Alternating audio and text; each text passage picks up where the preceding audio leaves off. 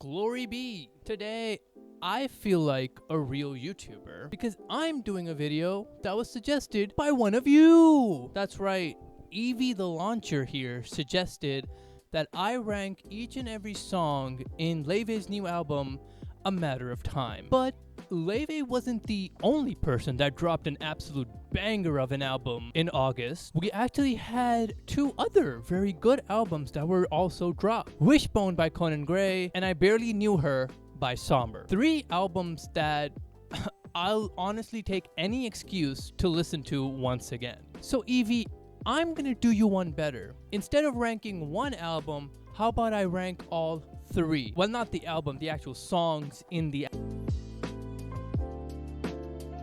Coming in at last place is the interlude called Cuckoo Ballad. It's just an interlude. I don't think there's much that needs to be said. Clean Air is a very quaint song about Laufey trying to rinse her life of the man she was once with.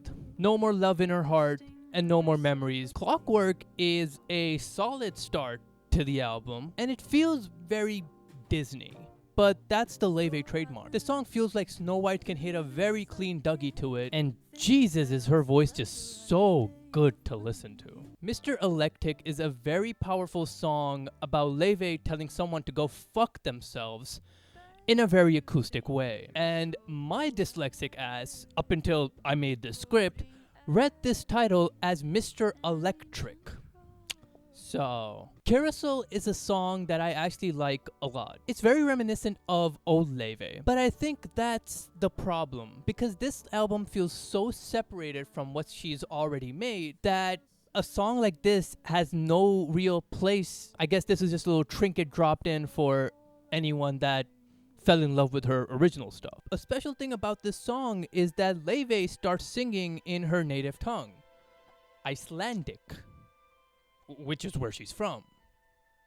Iceland. Silver Lining is a wonderful song that was spoon-fed to us by Miss Laufey before the album actually dropped. And it feels very different. It feels very different from anything Laufey has dropped before, and it feels very different from the rest of the album. And I really like how each song is trying to tell a story while also trying to stay very original and not repetitive in a way. Lover Girl is a song that was also given to us before the album to excite us. I really like the upbeat instrumental that feels like falling in love at first sight. Sabotage is an actual fucking banger and it's the most Laufey song I have ever heard. I like the random Freddy Fazbear jump scare sound effects. Okay.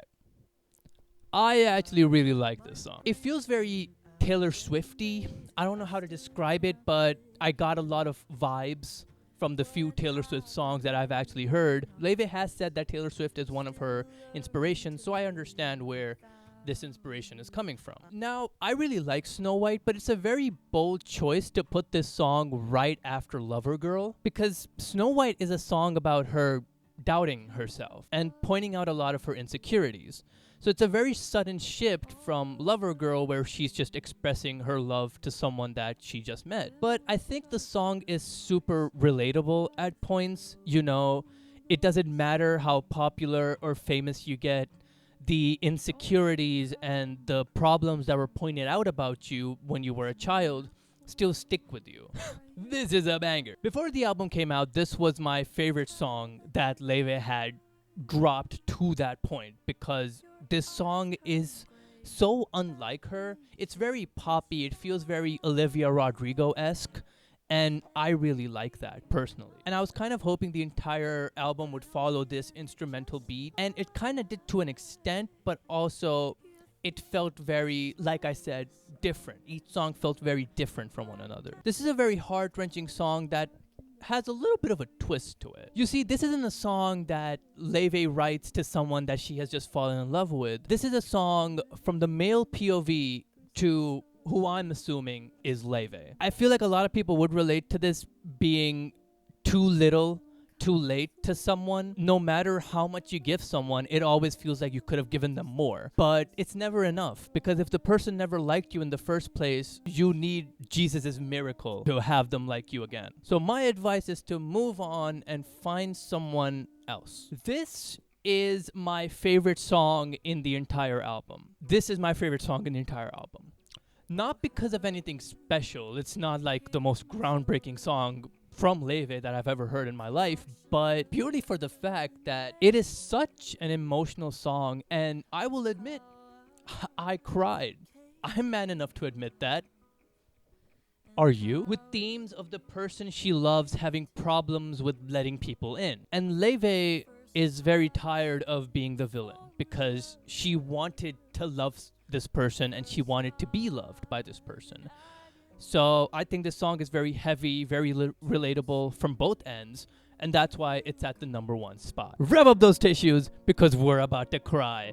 Because now we're gonna review each and every song from this motherfucking album.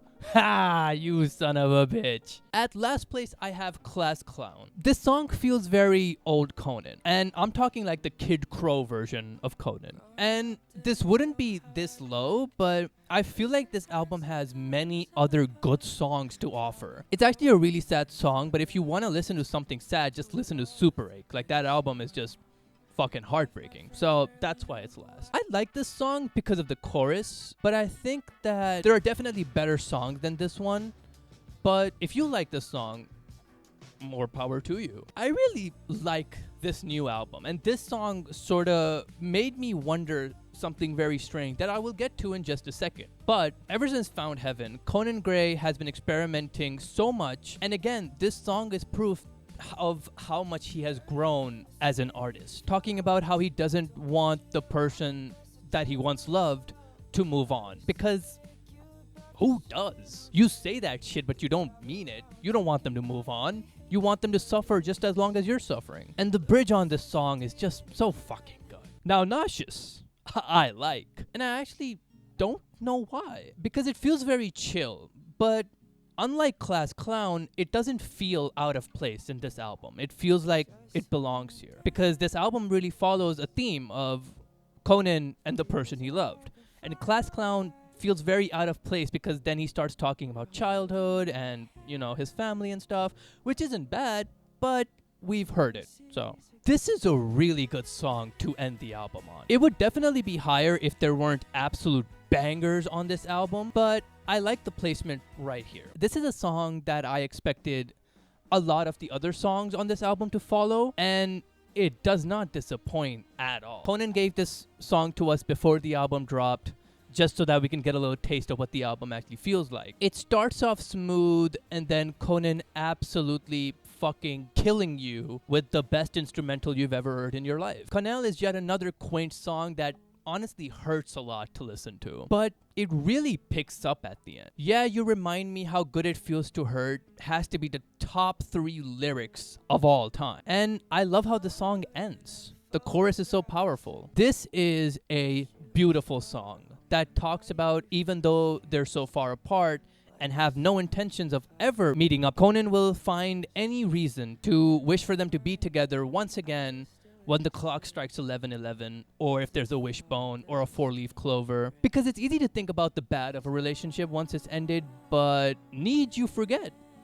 There were good times also. Vodka Cranberry confirms my suspicion that we're actually listening to this album in reverse. And by that, what I mean is we see these two dudes start dating and already breaking up by the 3rd song. And the rest of the song is just Conan trying to reset himself so that, you know, his crash outs can be normalized. All in all, a wonderful song. Heartbreak over smooth guitar is signature Conan Cray. Having this as your opening song shows how good Conan is at making music now. Because if this is how you're starting, that is such a nice indicator on what's to come. And I will die on this hill. I don't want to argue with anyone about this, but top 3 Conan albums of all time are Found Heaven, Wishbone, and Super Ache. This song is by far my favorite Conan song of all time. It's just such a relaxed song, and Conan's voice is just so beautiful. I really like the instrumental that plays behind the chorus, and I hope one day I write a song like this to someone that I love too. Oh my fucking god. This is my favorite Conan song on this album. It feels so different from anything Conan has ever released up until this point, and it's very pleasant, especially the seamless transition from the chorus to verse 2. Like, Stop it, bro. Please. My balls are already drained. And there's a beat change as well. Fuck is this? Kendrick Lamar? This song is so good. I made a live reaction to this album and I was fucking like actually tweaking. Because this song was just so fucking good, bro. Like I couldn't think because it's so good. And the lyrics are just so confident too, which is something very rare with Conan. And that is why this is my favorite song on the album. On to the next one. I have been listening to the shit out of this album. It's kind of weird because Sombr released most of these songs before, but the album is still really fucking good. So let's get into it. I don't like this song. I don't know what it is. I don't like this song. And I want to like this song because the rest of the album is so good. Literally 0 skips on this album, but I don't like the song. This is a skip for me. Maybe Sombr just can't do quaint. Maybe he's more of like a heavy rock person. He's a high energy, loud music artist, so this kind of feels very out of place for me. Dime is a song I originally skipped, but I have grown to love this song a lot. It feels very autumny. I don't know how to explain it, but it feels like you would listen to the song in autumn. And Sombr just wants to be something more than friends. Throw him a fucking bone. A wishbone. Ah, yes. This song feels very 80s disco, and I really like how jumpy it is. I know this is a lot of people's favorite Sombr song. I'm sorry that I had to rank it this low. However, there are better songs on this album. So bear with me now. Now this by no means should be how low as it is, but you have to admit that there are songs better than this. It's a great song to end the album on. Even while writing this script, I had to move this song a lot. Originally this was very low, and I could not have it be this low because this is a really good song. How come we never even dated is the catchiest song I have ever heard in a while. This whole album is the catchiest I've ever heard in a while. It's been a hot minute since I've heard an album with absolutely 0 skips, and if it wasn't for Canal Street, for me, this would have been a 10 out of 10 album. Come Closer is one of those songs that feel very different, yet the same. Sombr has a theme, which is boppy music and sad lyrics, which isn't anything new. Depressed Japanese artists have been doing this since fucking... We don't gotta talk about it. But he has such a nice way of making these songs that he's inspired by his own, and I like the piano after the bridge too. It's very nice. This is a really good start to the album. Not only does it give us a vision of where he wants to take this album, but it also talks about crushes, crush culture, and loving someone that might be in love with someone else, which is a very current day problem, and I am very sick of it. Back to Friends is the original song that got me hooked on Sombr, and it's really fucking good.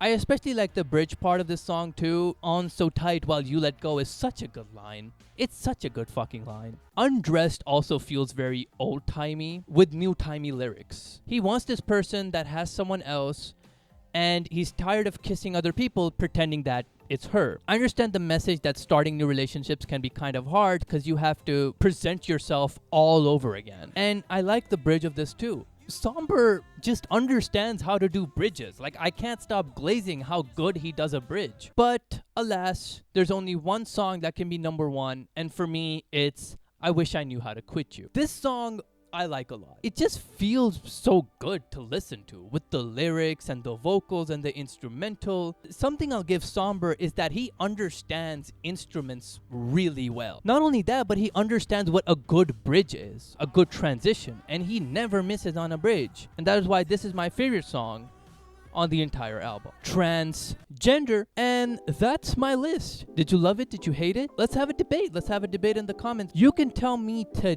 die because you did not agree with anything on this list, and I wouldn't care. I would actually encourage that you write that in the comments. But if you liked it, make sure to subscribe and give this video a like because it helps a lot. And follow me on my Instagram, Boy in the Cabin. I'm gonna start posting bangers very soon. You will be seeing nothing but exclusive bangers. They are incoming, I promise. There are bangers incoming. But let me know if there's another album that you would like me to rank the songs of, but also let me know if you guys would be interested in live streaming, if I would ever to live stream. You know, you guys could come in, we could talk about music, other random shit. I don't know. Just a thought I've had. Please subscribe, and hasta la vista, baby.